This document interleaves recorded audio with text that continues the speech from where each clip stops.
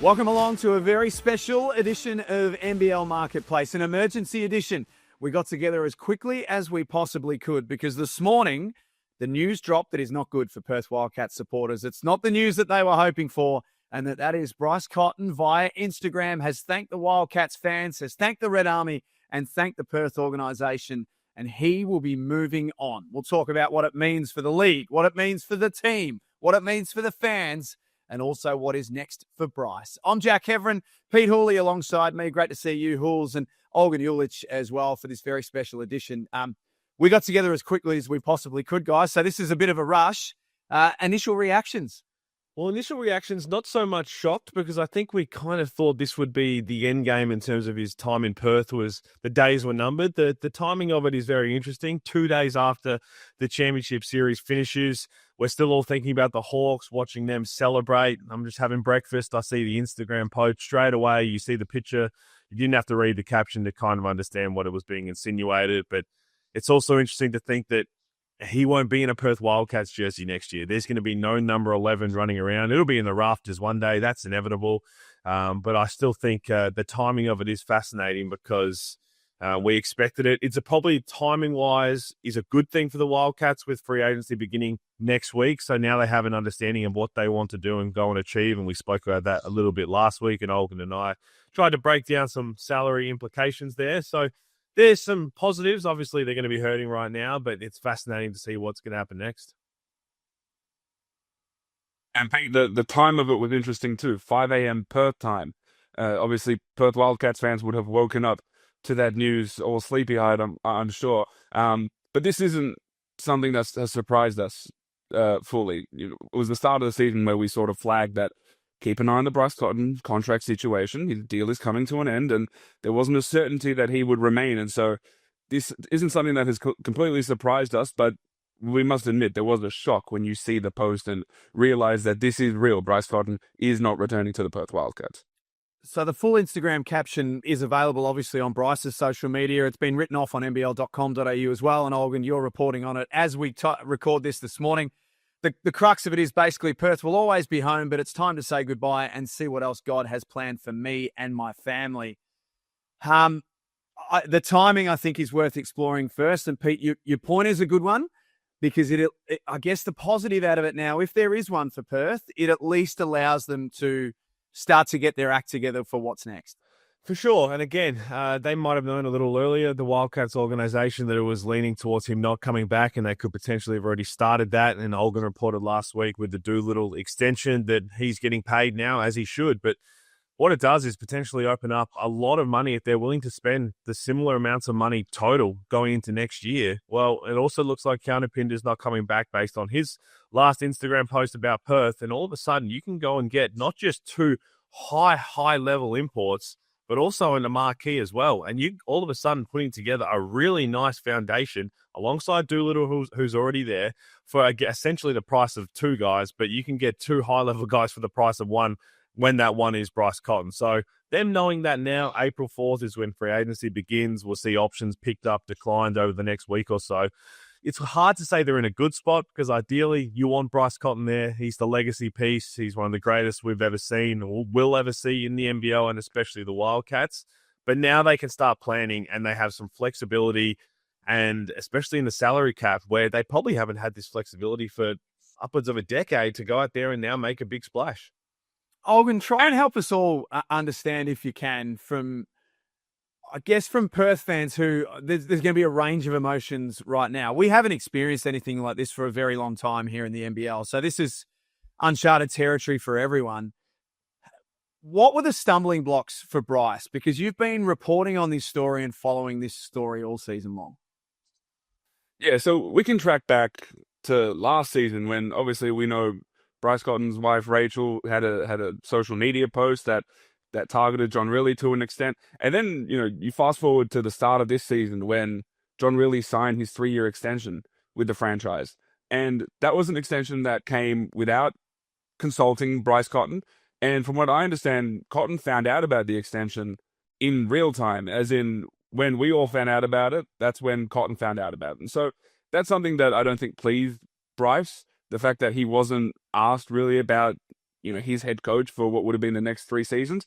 And then, come the middle of the season when we began to talk about Bryce Cotton, the potential free agent, or the potential of Cotton leaving Perth, you had Mark Arena, the new owner of the Wildcats, come out in the media and sort of project this idea that they would be paying Bryce Cotton the largest deal in NBL history. And I don't think that sort of grandstanding and projection pleased Bryce either. So all of these little things add up to someone who was already leading toward thinking about greener pastures, thinking about a new opportunity that he and his family could experience. And so he was already leaning a certain direction, but I don't know if the actions of the Wildcats over the course of the season helped the situation. I think, if anything, they slowly pushed him toward making the decision that he was already leaning toward. Yeah, that's a really interesting point. And Pete, we go back to that in November, like Olgun said, when Mark Arena started speaking publicly and the Wildcats were speaking to media outlets.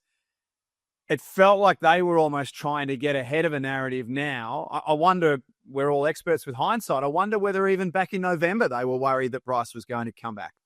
I think you're always worrying about it. Again, when there's no extension, when you're going into that last year, and again, of a player like Bryce Cotton's caliber, maybe it could have even been done the year before, where you just keep renegotiating and extending, and can he be a lifetime Wildcat? I'm sure that's what everybody would have wanted over in the West, and understandably so, but there's part of Bryce from a professional standpoint where you're thinking, look, he's 33 in August, so he's still got plenty left at his prime. He had one of his best seasons to win his 5th MVP.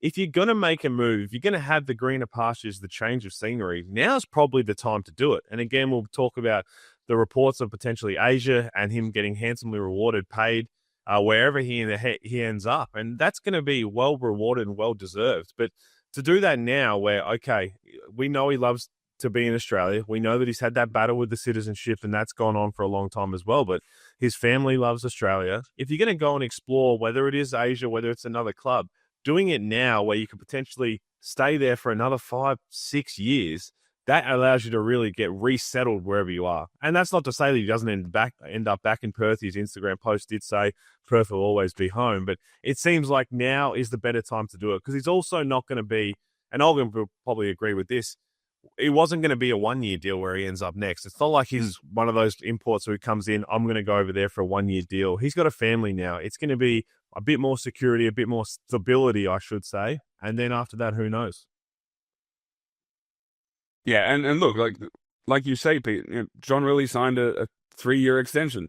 You don't sign a 1-year deal thinking, I wonder what this is going to be. Like, no, Bryce Cotton had 2 seasons under John Rillie. He knows what the situation is, and it was one that he was okay leaving behind to go and maximize this portion of his career, which you theoretically look at as, coming toward the end of his prime.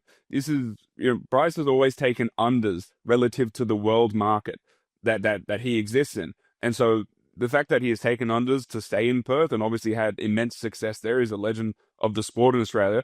This is his opportunity, perhaps the only opportunity he has when it comes to the window of his prime, to go and maximize the dollars that he can make in his career.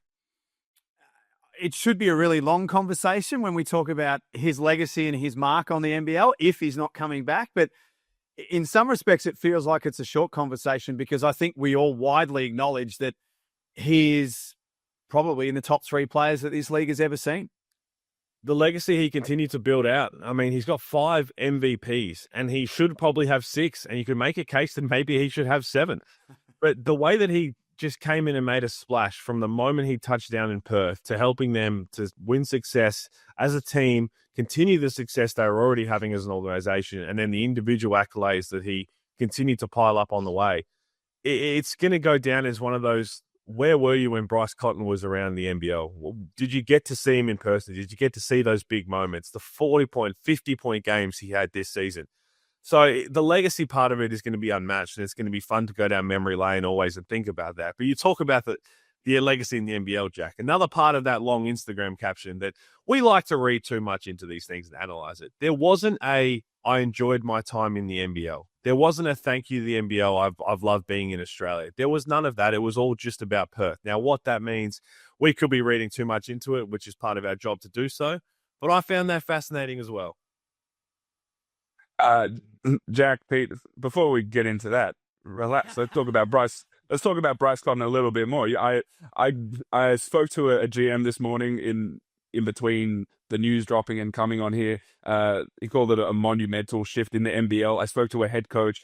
Bryce is the only person over the past decade who keeps head coaches up at night.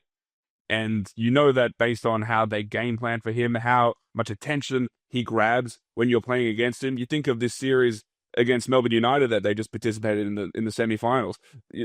The entire focus was on Bryce Cotton. The Melbourne United would have Bryce days. So that's what Bryce Cotton is in the NBL. He attracts all of the attention, both from a marketing perspective and also from a coaching X's and O's perspective. He has singular attention in the NBL. So he's someone who, if assuming he leaves the NBL, which I believe he will, but assuming he does, and look, I won't close the door on it. I would never do that. But assuming he leaves the NBL, this is a monumental shift in how the game is played in the NBL, because he has been at the forefront of all of our consciousness. You two seem a little way apart when it comes to Bryce and remaining here in the NBL. Who wants to go first? Pete, so here's the thing. For the last couple of weeks, we pointed to Melbourne United as a team that they have a decision to make with Matthew Dellavedova, or Matthew Dellavedova has a decision to make there, and they theoretically have an opening. Now, that opening could theoretically be filled by someone like Bryce Cotton, and Melbourne United is a team that I don't think is against making a splash, but over the past few days, the people I've spoken to suggest that they will not be pursuing Bryce Cotton. Obviously, we've spoken about the salary situation, and we can speak about that more in a little bit, but he is a significant salary to take on because there are no mechanisms to marquee it. So he's taking on effectively more than half of the salary cap. That means that you're necessarily going to go into the tax, and you're going to pay a significant luxury tax. That's a difficult thing to do. The only other team around the league that I've heard is seriously interested in Bryce Cotton are the Brisbane Bullets. Now, the Bullets have Casey Praver, who's a close friend of Bryce Cotton. They have Mitch Norton, a close friend of Bryce Cotton. So there is theoretically a spot there, and there is interest there. But again, it does feel like Cotton and his family are preparing for a stint overseas outside of Australia. However, I would not rule it out. I don't think I appreciate he said to 10 News Perth that he wouldn't play for another NBL team, but privately, I don't think he's completely ruled it out. Well, let's start there with that interview with 10 News Perth. How many times have we seen professional sportsmen, women come out, whoever it is who's a potential free agent, and they say something along those lines and it doesn't eventuate? So that was my first little bit with my ears pricked up and people jumped on it and said, well, he said he's not going anywhere. That doesn't normally mean a whole lot. And I'm hearing the same things around the Melbourne United circles that they are going to pursue it. But the more I'm hearing it, the more that I'm seeing all of this, I'm trying to put it all together, the more I think it's a bit of a smokescreen. I really think they're going to still be in play. And again, the fact that it's happened so early now with free agency looming, and again, Delhi's going to be a massive decision maker in that and what happens with him. They've got some other pieces they've got to figure out. Are they going to try and get younger? Are they going to target some marquee centers? Obviously, the salary cap implications, the one. And then the last couple of days before even the Bryce Cotton post, the Brisbane Bullets was a name that I was hearing thrown up a lot as well. So it's understandable. You can see why it would fit both teams. You could see why, if you make a case, are they willing to go into those salary implications to do so? You can justify why it would work, because you can imagine the Brisbane Bullets who are trying to make that splash, who are trying to really navigate this thing to another level. They've got this move back to the venue they were at last season. Casey Prater, they've got some close friends there. If they get their coach locked away sooner rather than later, and they're willing to do it, it would be huge for the club. So for all those reasons, I'm going to stay optimistic, and I just feel like it seems to be a bit of a smokescreen, and I wouldn't be surprised if he's back in the NBL. Maybe that's just me hoping and wishing I get to call his games a bit more. Yeah, Pete, I appreciate that very much. And then look, the Bullets, as far as I know, are still actively interested in Bryce Cotton. And you look at the theoretical fit there, and they're a team that we've spoken, I think, ad nauseum about now, that they want to win now. And the coach that they eventually bring in, which I'm told is very, very close, this is the person who's going to come in and help them win right now. They see their window as imminent, and Bryce Cotton is someone who helps an imminent window. But again, I think not just Cotton and his family are preparing for a stint overseas. I think most NBL teams are under the expectation that the overseas market, wherever that is, whether that's Japan or otherwise, is where he will likely end up. So has it, in many ways, has it just boiled down to the fact that as Pete kind of alluded to earlier, that he's now very much he's getting closer to the end than the start, Bryce.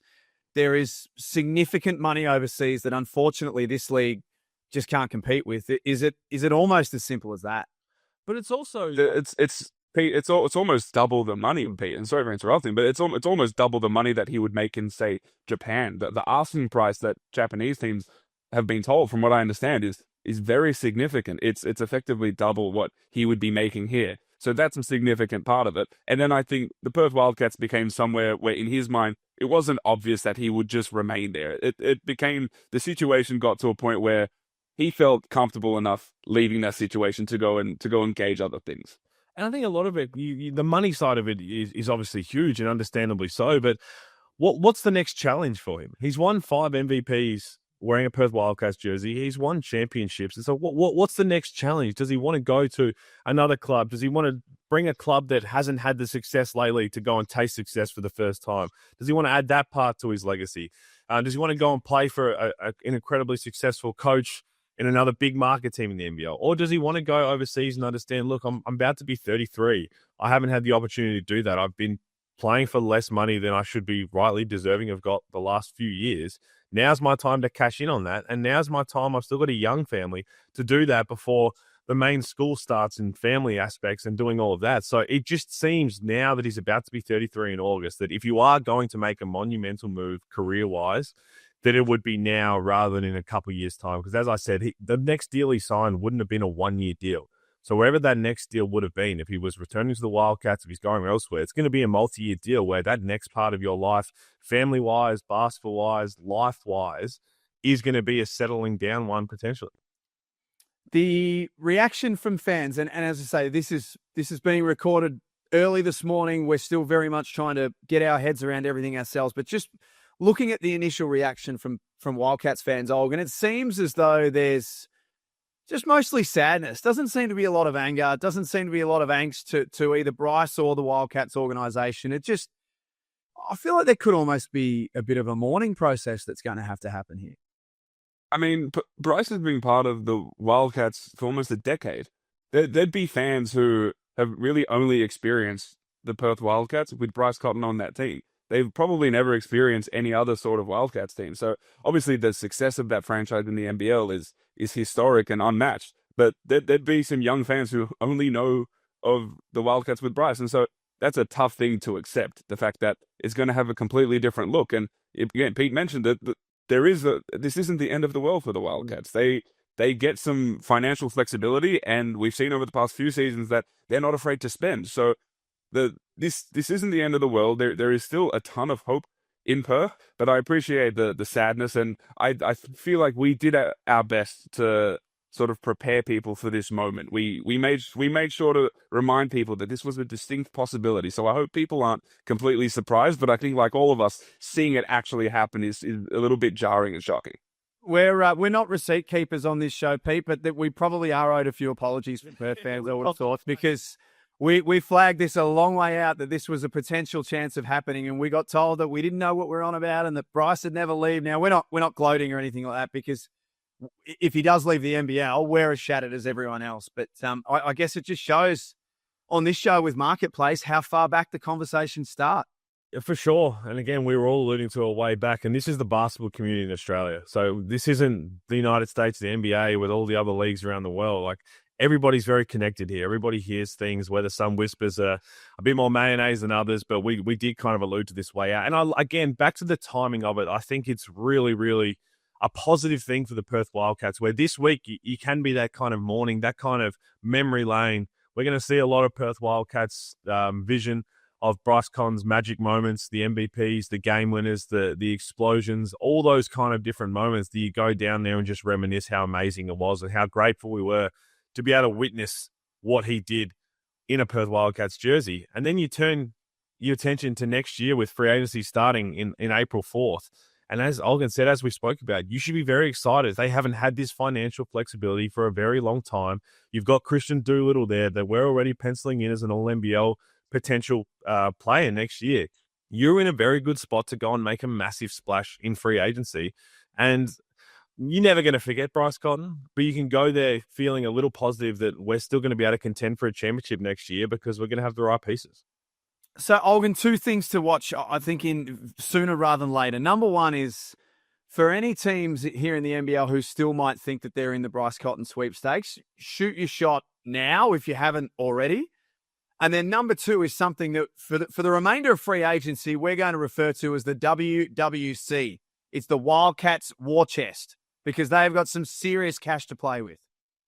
Yeah, so I'll put it like this. NBL teams were told in the middle of the season to prepare for Bryce Cotton sweepstakes. So there was a preparation that he may be a free agent, and so they've been aware of this for a good amount of time that he may be available. So they've had time to prepare. When it comes to the Perth Wildcats, we've spoken about this on the last marketplace, and it's worth repeating. This is a Perth Wildcats team that over the past 2 seasons have been top 2 in cash spend, and when I hope I get the numbers relatively soon this season, they would more than likely have been a number 1 or 2 cash spend team this season too. Now, a lot of that is because Bryce Cotton is a highly paid import who you cannot marquee, and so you absorb all of that in your cap spend, and then you have to pay the luxury tax because you're building around someone like Bryce Cotton. Now you theoretically get the allotment of money that you were prepared to pay Bryce Cotton, the money that I think we all agree that intel suggests that Keanu Pinder is more than likely not returning, so you get that allotment of money. I don't think Ty Webster is returning. You get that allotment of money. Keanu Pinder, Christian Doolittle has had a pay rise, but there is still so much money to spend on 2 more imports, or 2 more imports and a marquee, or 2 marquees and another import. So there is a lot of money there. You could potentially use it in different ways when it comes to getting marquees and using that mechanism to lower your cap spend. But again, this is a team that is not afraid to spend money, and they can use that allotment of money to not just get a high level player like Bryce Cotton, but get 2 really high level players that can fit in that space. And we look at what the Illawarra Hawks just did and the depth that they have. You can't win this with just 1 star or 2 stars. The idea of having 2 or 3 high-level players sit into that or absorb that Bryce Cotton money that you're reserving for 1 player could change this Wildcats team in a positive way. He is, from a personal point of view, I grew up in an era watching Andrew Gaze play, and I wasn't a Melbourne Tigers fan. I was a Magic fan, but I never thought I'd see a player as great as Andrew. I still don't think I have, but my belief is that, from my personal opinion, I've seen the closest thing to Andrew Gaze, and that is Bryce Cotton playing here in the NBL. And I hope that some stage we get to see him again. If we don't, from a personal point of view and from everyone here at the NBL, he has been one of the greatest things that has ever happened to this league. And you talk about the resurgence of the league, Pete. I know you spoke about this in the pregame on Sunday of how it's grown. Make no mistake about it, Bryce Cotton has been an enormous part of the revival of the NBL in the last decade.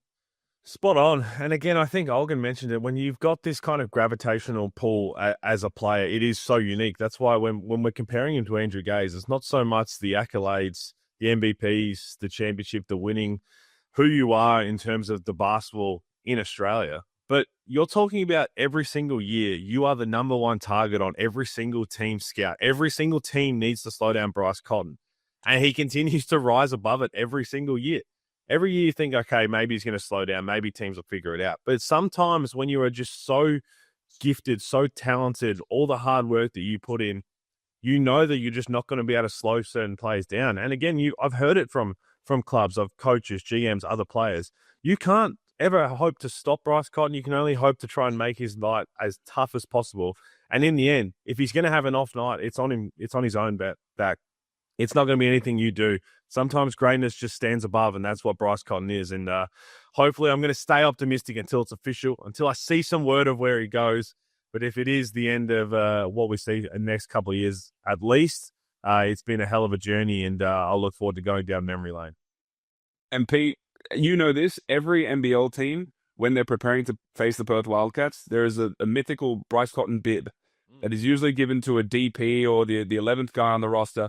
And that guy is allowed to go out there in scout and in practice and shoot whatever the hell shot he wants, because they know that Bryce Cotton is going to go out there and shoot an crazy assortment of shots, and he's going to probably make a lot of them. So he's one of the best shot makers we've ever seen in the NBL. He's one of the best competitors that I've ever witnessed in the NBL, and every other team knows that. He gets a singular attention from them. And I don't know any other player since I've covered this league who gets that sort of attention. So from a pure ability and capacity standpoint, down to a competitive standpoint, down to the fact that off the court, he's always been really, really good to deal with. He's a really great guy to deal with.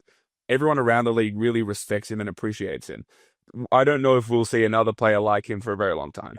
Yeah, I agree with everything that you've both said. Now, we don't normally go for north of 26 minutes here on Marketplace, particularly for these emergency editions, but this is significant, so we had to spend the time. We do need to spend a couple of minutes before we finish off, Olgun, just to divert away from Bryce for a moment, because hearing some updates around Kendric Davis, you reported last week that Matt Weston and the 36ers had flown to China to meet with him and to try and get the deal done. What's going on? Yeah, so Jack, I'm told that the Adelaide 36ers and Matt Weston, he went to China. They put a pretty substantial offer in front of Kendric Davis. It was a lot of money for multiple seasons. I'm told that Kendric Davis rejected that offer, at least for now. Now, the Adelaide 36ers, they haven't lost complete hope that they might bring Kendric Davis back, but they have begun to gauge the import point guard market elsewhere. So it doesn't seem like a foregone conclusion that Kendric Davis returns. In fact, right now, I'd say it's quite unlikely he returns, purely because he knocked back that offer from the 36ers. And I think Davis believes that there is, and he's right in this, that there is a substantial market out there in the international basketball space for him. And it's just a number that the 36ers can't meet. And so the 36ers have shifted their attention for the time being to gauging what other potential import point guards are out there. And it makes sense. And again, they had to try and pull out all stops. I mean, he was a runner-up MVP. You understand the magnitude of what he could accomplish and what he did accomplish last year from an individual standpoint. But again, the timing of it wouldn't be the worst thing for the Adelaide 36ers. Now, there are some key import point guards who are available this year and potential ones we've seen in the past. But off the top of my head, if I'm hearing Kendric Davis not returning to Adelaide, and again, that door's still open, as Olgun said, but they've shown interest in Jalen Adams before. And Jalen Adams will potentially be available. Parker Jackson-Cartwright, what's happening with him? Derek Bowen Jr., don't think he'll be returning to the Southeast Melbourne Phoenix. There are some key import point guards around. And again, Adelaide's another team that aren't afraid to spend some cash. So the timing of it, to potentially not have to say, you know what, we're going to wait and see what happens the next couple of weeks. Then you start having those conversations. Now, with the window open, I'll call it a window then, not a door. We'll call it a window, a bit of a smaller one, opportunity. But I think they'll still be well placed if they can go and get that key piece. Because we know how important point guards are to winning titles. Look no further than what Trey Kell and Tyler Harvey managed to do for the Hawks. And Pete, you mentioned those point guards that we know. From a pure talent perspective, Matt Weston found gold in Kendric Davis. And so let's see if it's not one of those point guards that we're familiar with, let's see if Matt Weston can find another talented point guard, out there playing in Europe or internationally or in the G League or otherwise. And let's see if he can find another diamond in the rough. Things are starting to get really hot up now as free agency looms. Friday, April the 4th is when it all starts. You need to stay up to date, of course, via NBL.com.au. You can follow Olgun and Hools on social media as well for all the latest news. And stay tuned for some announcements around day one of free agency, which is coming up as well. Gentlemen, thank you for both of your times this morning, dropping what you were doing to jump on and have a chat here on Marketplace. Sad in many respects, but we'll see what happens next. Thanks, Jack. Thanks, Jack. I think only Bryce Cotton deserves 30 minutes of an emergency Marketplace. I'd have given him another 30, but we're getting the wind up, so we have to finish up. Thanks for joining us here on the Marketplace.